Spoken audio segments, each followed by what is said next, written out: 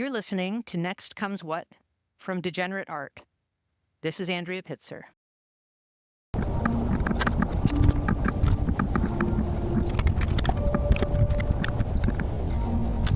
With over a month to go before Trump returns to office, a lot of people are writing to me or talking to me in person, and they're saying that they don't know what's going to happen.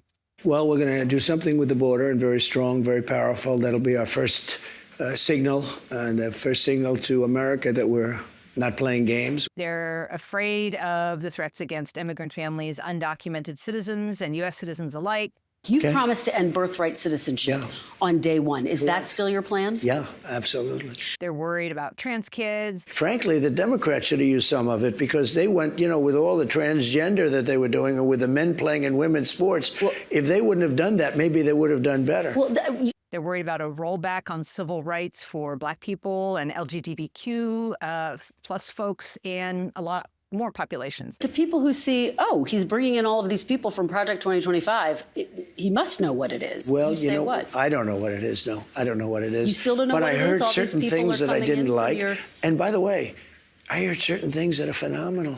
Though this clown car of ambitious apparatchiks. I wish you could be that are arriving with Trump for round two.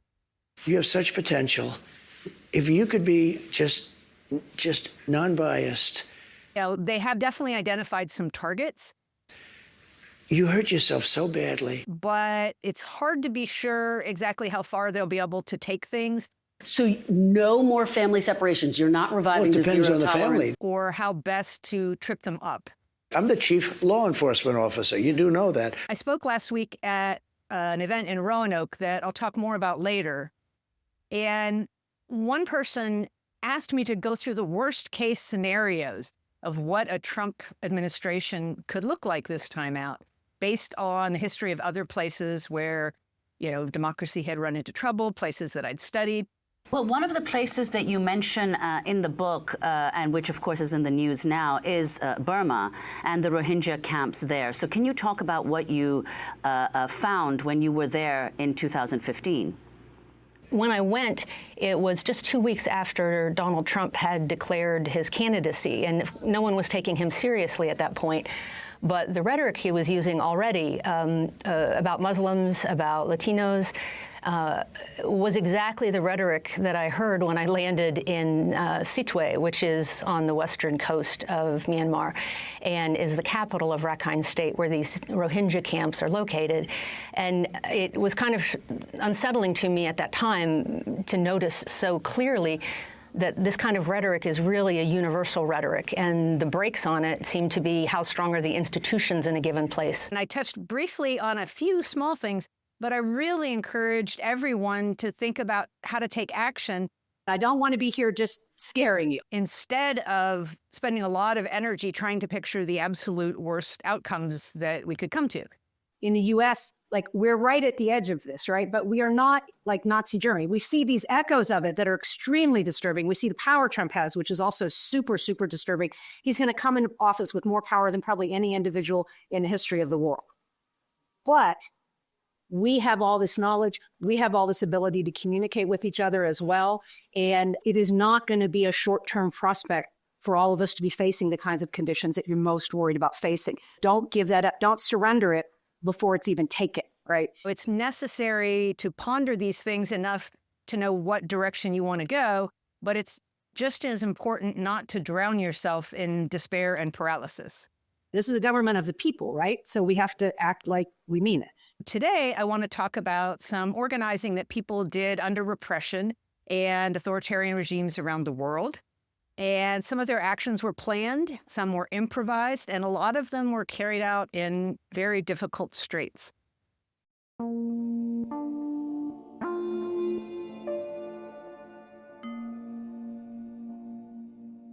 Then I want to tell you about a project that one person in Virginia, the state where I live, that she put together in the months since the election, so just in these last few weeks.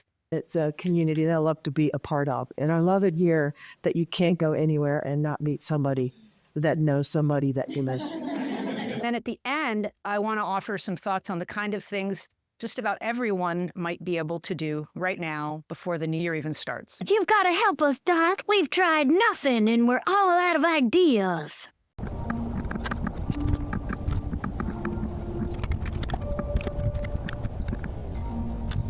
The examples I'll give are situations in which everyday people have been caught up in circumstances in which they had not a lot of time to prepare or respond. They also had little on their side at the time in terms of legal and governmental protections being enforced, but they responded collectively in ways that demonstrated their power, drew attention to injustices, and in some cases, got changes made. The first one is a small but powerful kind of organizing in Chile after the military coup that brought Pinochet to power in 1973. The moment that changed Chile forever. The presidential palace in Santiago, La Moneda, under attack. The video footage, an indispensable witness to the military coup in 1973, overthrowing the government of socialist President Salvador Allende. Thousands of citizens were disappeared or killed. That coup led to a military dictatorship and under Augusto Pinochet that lasted 17 years. Under that regime, thousands of opposition supporters were persecuted, tortured and killed by the army. Under dictatorship, women were encouraged to keep very traditional gender roles. How to become a traditional wife. Focus on domestic issues. Number 1, embracing ultra-traditional gender roles into your marriage. And just to stay out of politics. The man, he is the provider, the main breadwinner. He goes out of the house and works. The woman, the wife, she is the homemaker. She takes care of the home. She takes care of herself, and she does the cooking and the cleaning. They began to meet in sewing and craft groups called Arpilleras, and those groups turned into grassroots pro-democracy groups. In the context of the dictatorship, this technique became a way for people to process their pain and their grief in a time when there was a great risk of censorship and retribution for speaking out. They made tapestries, which is where the name Arpilleras comes from, and those tapestries typically illustrated political repression itself. Around the middle ground, we find an empty seat with a question mark on it, referencing the person that has disappeared, taken by the state. And then they were smuggled out of the country and sold abroad, which helped these women and their families survive. They were empowered to say, I'm not commenting on the politics, but as a mother, where is my son? As a sister, where is my brother? Meanwhile, the Archbishop of Santiago tried to protect human rights and organize against the government, which was quite a radical stance in that moment. He eventually asked Pope Paul VI to help. A religious human rights organization, the Vicaría de la Solidaridad, the Vicariate of Solidarity, was established sort of under the Pope's auspices, which made it harder to reject. And to use this politics of care to go out in the streets and protest and to speak openly. And this group tracked detentions, it helped with legal defense, and also fed and supported the poor during some of the most brutal years of suffering. More women got involved who were not necessarily directly impacted by the death of a loved one or the disappearance of a loved one, but who were nevertheless concerned with what was happening. When I was in Chile, I met with Aide Oberreiter, who had been a young member of Chile's left-wing party MAPU when the generals seized power. Aide, her mother, and her daughter had been held in various locations and tortured under the dictatorship. She talked to me about her time at Tres Alamos, a concentration camp where the Vicariate of Solidarity, this religious group, actually managed to get a sewing machine into the camp for use by the women there. And they were able to make crafts that, like the productions of the Arpilleras, could be smuggled out and sold to support those women who were in detention, to support their families while they were detained. It's amazing what this kind of organization and resilience can do, even under pretty severe circumstances. So that's the first example, which I absolutely love. The next example is even more dramatic. A system of imprisonment, murder, and forced labor. The Russian author and political dissident Alexander Solzhenitsyn famously dubbed the Gulag Archipelago. It takes place in the Arctic mining camps of the Soviet Gulag in 1952. It was a system, Solzhenitsyn said, of perpetual motion, which swept up the lives of the rich and poor between 1918 and 1956, leaving millions of corpses and shattered lives in its wake. After guards had opened fire, machine gunning some prisoners at Ekibastus, all the prisoners refused to work the next day. In the middle of a concentration camp, they went on strike. Lenin himself actually uses the term concentration camp and talks about the need to put the enemies of the revolution into concentration camps. They also launched a hunger strike, and both efforts went on for 5 days until their demands were agreed to. Now, they still understood they were in the Gulag, and they realized that eventually they were going to be punished.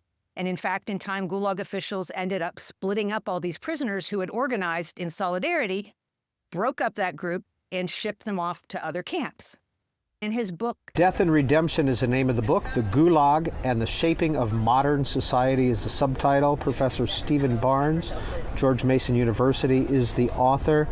Barnes explains that this shipping them out to these different camps is what actually launched a wave of strikes across the Soviet Gulag. Solzhenitsyn devotes an entire chapter to it called The 40 Days of King Gir. And these prisoners managed to kick the guards and the Gulag administration out of this camp zone and hold this camp zone over the course of 40 days. It had this unintended consequence, bringing resistance to the minds of even one of the most brutal camps of the Gulag, Vorkuta, high in the Russian Arctic. Until then, the camp's incredible remoteness, some favourable conditions such as relatively good food and entertainment such as films and newspapers had kept the camps from railing. Prisoners who did cause trouble could be sent to the Bor, a prison within Vorkuta that was unheated. Virtual death sentence. This was the real legacy of their organizing, was not just what they accomplished in those 5 days, but actually affecting the conditions and resilience of people in detention in the Soviet Gulag in this incredibly bitter landscape. The third overseas example that I want to talk about today is very recent. It's civilian protests in Myanmar's Kachin state in 2023. Myanmar as a country has been under authoritarian rule by a military junta for most of its history since gaining independence from Britain in 1948. I was in Western Myanmar in 2015, going into detention camps that held Rohingya Muslims. I went to see the camps. I went to Yangon, and then I went to Sitwe, which I'll talk about in another episode. And when I was there, it was during a transition time away from dictatorship. It was right before the big elections were held. But in 2021, a few years later, the generals staged a coup to regain power, and the country erupted in civil war, which it's still in now. The background is complicated, but the country's transition to democracy was cut short 3 years ago by a military coup, with the elected government led by the Nobel Peace Prize laureate Aung San Suu Kyi being ousted. People took to the streets in protest, but were met with a brutal crackdown. Many took up arms instead, and in October, several disparate rebel groups united, forming a single nationwide insurgency, which has made big gains, conquering large swathes of territory. Heavy rare earth elements that are used in electric vehicles and wind turbines are mined in northern Myanmar, and Kachin State is where most of them come from.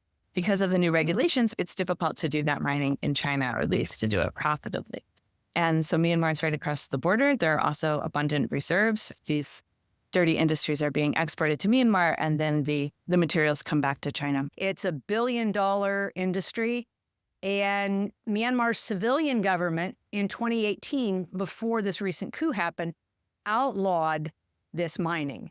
And for almost as long as Myanmar has been under military dictatorship, the Kachin Independence Army has been fighting the dictatorship. Some mines in Kachin State are in areas under control of the dictatorship. Some are in regions controlled by the Kachin resistance. And in either case, Chinese companies extract materials, causing tremendous harm to the environment and to residents. On the effects of mining, one resident of Kachin State has said, there are no longer fish in the waters. When the animals drink the water, they die. It will burn the soil. It is environmentally, it's a disaster. So in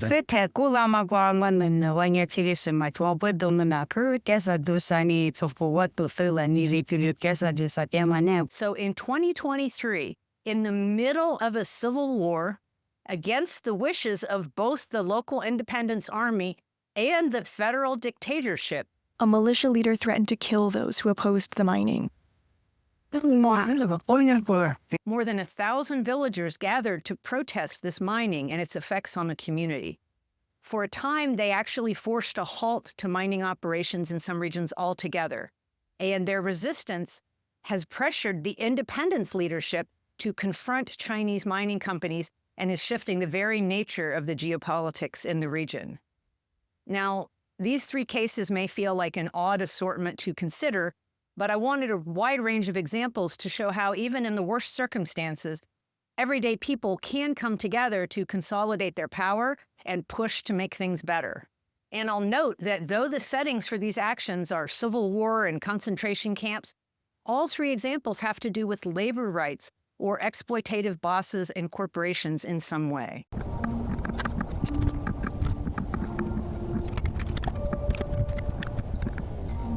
As always, of course, America has its own history of repression, and so I want to give you some extraordinary examples from right here in the U.S. Lately, we've heard Trump allies praising a vicious racist deportation campaign against immigrants undertaken by Eisenhower in the 1950s. But historians who've studied Eisenhower's deportation operation have concluded it was rife with civil rights violations and far from a success. Of course, racist immigrant policies have been a mainstay of U.S. politics for more than a century.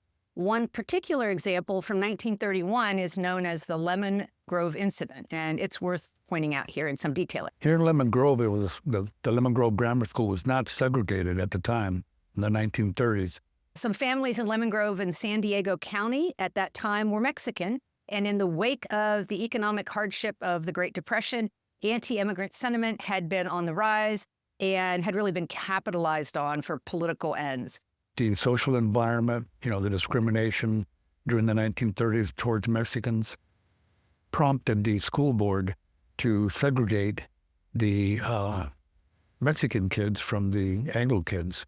Following claims about Mexicans being unassimilable and alien, what were called Americanization schools were launched as a way, a kind of a fig leaf to create a more hostile environment for Mexican immigrant families and to introduce segregation in ways that hadn't existed in a lot of school districts. They built a school, which they called a school. The Mexican family was in a community called it La Caballeriza, for the barnyard, the barn. And it was a wooden building that was built on the Mexican side of the tracks. Returning from Christmas vacation that year, the Mexican-American children of Lemon Grove, the overwhelming majority of whom were U.S. citizens, returned to school only to be intercepted by their principal, who sent them to a different building for separate instruction. The children instead went home and they told their parents what had happened. Now, the parents had no prior warning or time to plan, but they told their children not to go to the segregated building for classes. Basically, the parents called a strike, a huelga, against the school. They were not going to the new school, quote unquote, the barn. They came together and formed a Comité de Vecinos, a neighborhood association, maybe the only good HOA ever, right? And they brought a lawsuit.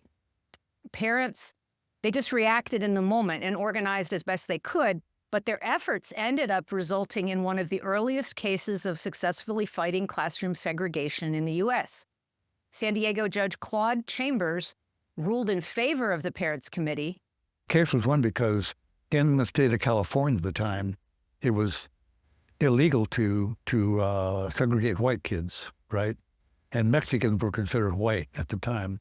But ironically, the school board's failure to appeal the case to a higher court, honestly a court where they might have prevailed in that day and age, led to this history being largely forgotten. And yet it's a landmark moment of just very local, very neighborhood-oriented resistance. And it was successful. More than a century before the Lemon Grove incident, Elizabeth Freeman, an enslaved woman then known as Mum Bet, brought a court case in Massachusetts. Her master, who was a judge, had been involved in writing the 1773 Sheffield Declaration, which was a statement of grievances by the colonists against British rule. And in that document, there was a line that heard many times. It reads, "Mankind in a state of nature are equal, free, and independent of each other, and have a right to the undisturbed enjoyment of their lives, their liberty, and property. The same rhetoric would soon appear in the Declaration of Independence, and then a little later, the Constitution of Massachusetts in 1780. Colonel John Ashley is where she had been purchased by him when she was a child and had served him up until she was almost 40 years old. And in that household, she, her sister, and her daughter were dwelling when Mrs. Ashley gave a command to her sister. She disobeyed. She took a hot iron out of the fire to strike her. Mom Bet intervened and had a mark on her for the rest of her life. It is at that moment the phrase all born free and equal is pushing her to not only dismiss herself from this household and run away, but she also then asks an anti-slavery lawyer, Theodore Sedgwick, who has been meeting to draft that document on the basis of all born free and equal, aren't I to be free? Their struggle became one of the test cases for slavery in Massachusetts, cases that led that state to becoming the first one to abolish slavery in 1783. Bet changed her name to Elizabeth Freeman and went to work for Sedgwick, later buying her own house and living a life of freedom and independence. This is just a case of two people in this oppressive situation, but I think it's worth mentioning because there was a solidarity in the two people, and then there's the solidarity in bringing the lawyer in. And I think sometimes people feel like if they can't generate a widespread movement, then there's no point in doing anything. But those big widespread movements like the strike movements in the Soviet Gulag are critical. And change also can come sometimes just through 2 or 3 people with a motivated, targeted action that they're doing. So that's one of the reasons I like this example. Much more recently, less than a decade ago, there were protests over the Dakota Access Pipeline. And amid reports that the U.S. Army Corps of Engineers had moved the route of the pipeline away from Bismarck, the state capital of North Dakota, for fear that any kind of spill might contaminate the capital city drinking water, the Standing Rock Sioux tribe asserted treaty rights to bar the pipeline being routed through their territory on the same grounds, which is they didn't want their water contaminated either. If it wasn't for Facebook or social media, then nobody would know about our story. The company building the pipeline dug through areas delineated as ancestral burial grounds. On November 2nd, Sempuali 20 went live on Facebook to urge participation in a prayerful river action. Everybody's good though. Everybody's in prayer though. We got a couple actions going on. One by the bridge, one by the river. So that he and fellow Standing Rock activists could cross a creek to reach sacred native land. You feel it. You feel the tension. What are you doing? Your water is under attack! Stand up, fight back! Private security guards unleashed dogs on protesters. They went in there and they beat up a lot of relatives. We had grandmothers there. They shoved their grandmothers around. They dragged their grandmothers around. The protesters did have some early wins, but eventually the Trump administration gave an easement for pipeline construction. After court challenges, that easement was revoked, but the pipeline was allowed to stay in operation while an environmental impact statement was prepared. This in-between state means that on a technical level, the pipeline is not operating legally, leaving it vulnerable to future challenges, though these challenges may be unlikely to succeed in the coming Trump administration, just as they were ignored under the Biden administration that we're in currently. Yet these protesters raised awareness nationally of the cruel and petty treatment of Native Americans, denied even sovereignty on reservations. More than 200,000 people have watched Isha Hofer's live video from October 27th. We have our cameras and our prayers. That's all we have. It is because of social media that this movement has grown. They were forced to accept reservations which have been diminished and disturbed again and again. This is a history because they brought it to light. These protesters, it won't be forgotten, and the work that they've done has left the door open to possibilities of future progress. And in each of these cases, foreign and domestic, people were confronted with a danger in a vulnerable moment and found a way to resist. In some cases, the way they organized led to clear victories. In other cases, they brought attention to something that would have happened invisibly. Even where harm could not be fully stopped, the people who organized laid down a marker and they prepared a true history and preserved it. Those histories can still be used to educate today and in the future, and they may, in fact, help prevent future harm. So I think these are a good guidebook to how we can think about the next 4 years.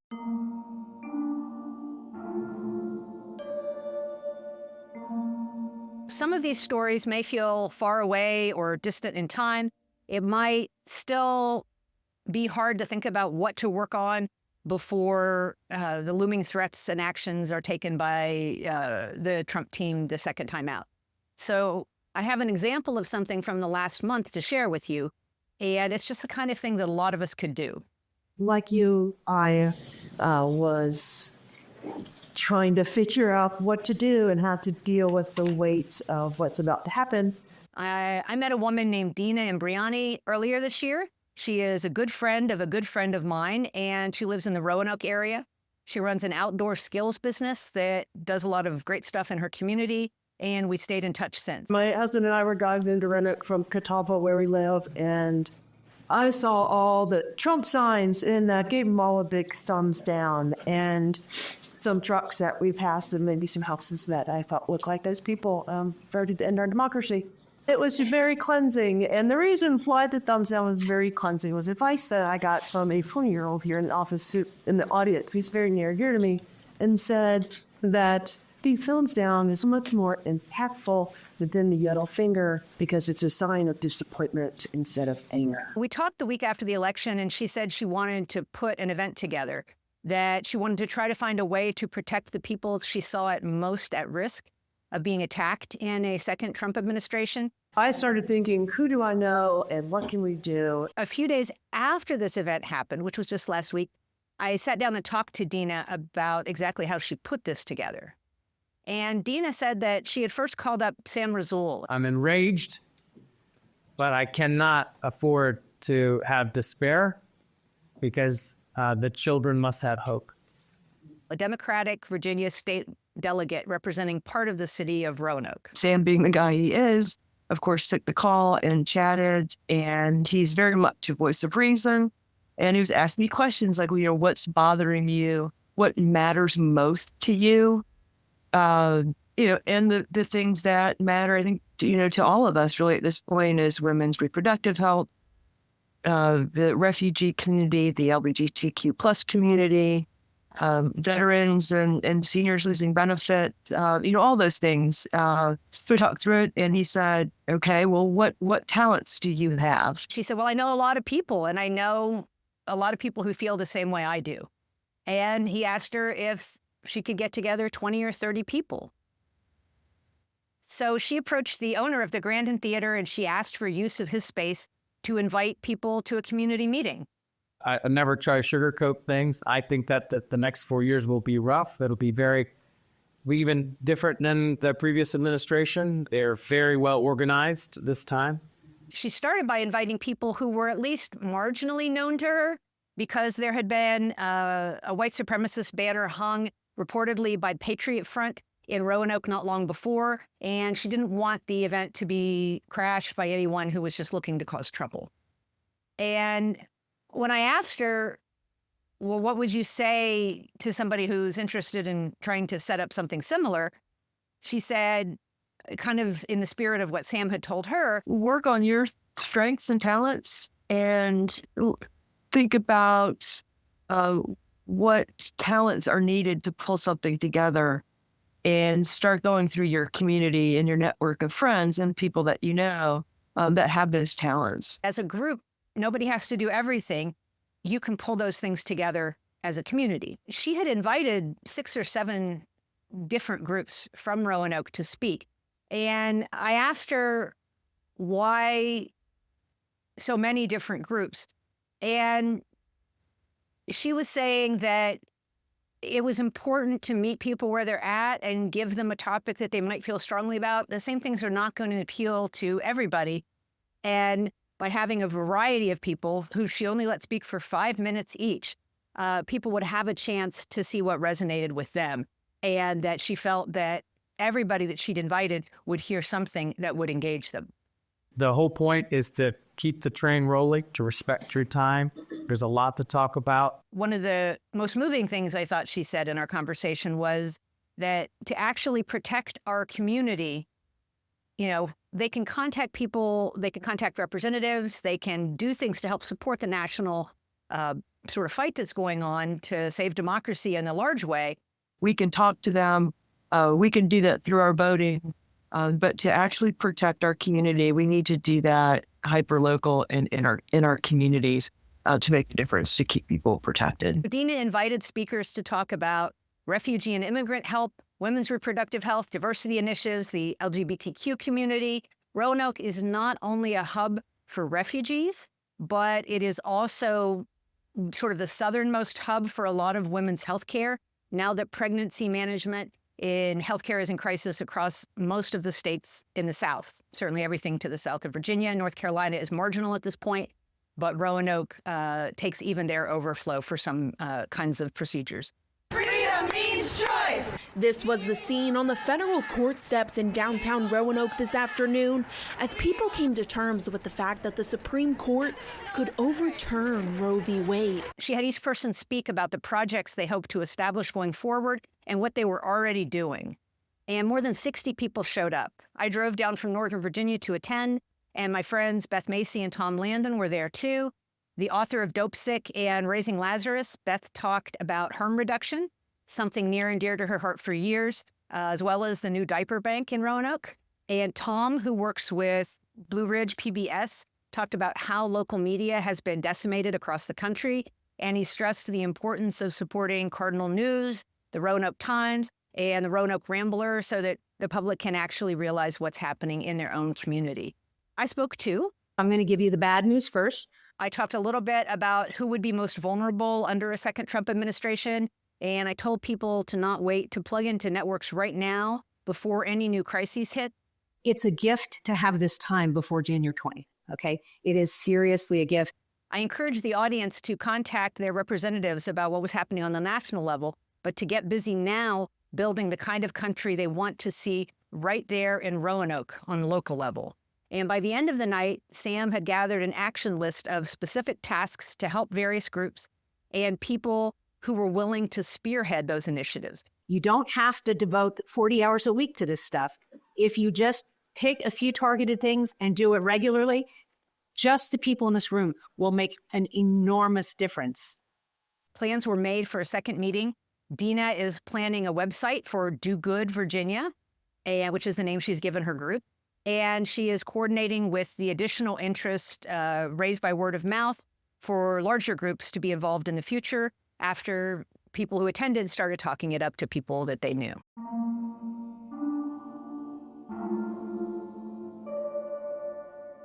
Of course, most people hearing this podcast don't live in the Roanoke area, and they can't participate in Dina's initiative necessarily. But you can consider helping out organizations from Miriam Kaba's recommended groups, which include the Palmetto State Abortion Fund and Chicago Books to Women in Prison. Kelly Hayes just posted a list of ways to support Native people right now, which includes Indigenous Women Rising and Four Directions, a Native-led voting rights organization. I'll post links to these organizations and lists, as well as the organizations involved in the Roanoke community event last week, in today's post in my newsletter. If you haven't already subscribed, you can do so at AndreaPitzer.com. There are free and paid subscriptions. I encourage you to become a paying subscriber for the newsletter because you'll help keep the podcast free and ad-free to all listeners. And I think this is important information to get out to everybody right now. Figure out who you like to work with, what you want to work on, who you trust, get engaged, and know who you could be interacting with if things get much worse down the road. I think that's really critical. In terms of what kinds of actions you can take close to home, or any actions at all, it might be tempting to say, well, why bother? The House and the Senate will be against us, and they're just going to do everything Trump wants. It's only my opinion, but okay. I've been right on just about everything. Or maybe you just tell yourself, well, the Supreme Court will just rubber stamp everything that he does. And yes, there's some of that that's going to happen. There's no doubt about it. But really, nobody is asking you to go on strike in an Arctic concentration camp. Nobody is asking you to sew crafts to support your family while being tortured in a Chilean detention camp. And if the courts are a serious challenge now, and they are, Just recall how much more stacked they were against Elizabeth Freeman in 1781 or against the Lemon Grove immigrant families in 1931. There's really so much that's possible, and you still have 5 weeks to dig defensive lines and fortify the trenches to protect your community and find ways to take care of the most vulnerable among us. And that's it. Thanks for listening to Next Comes What. Please share this with anyone who's looking for ways to help each other survive this mess. To support this podcast, please subscribe at AndreaPitzer.com and consider giving Next Comes What a 5-star review where you get your podcasts. So hopefully I've made this easier for you and not harder for you.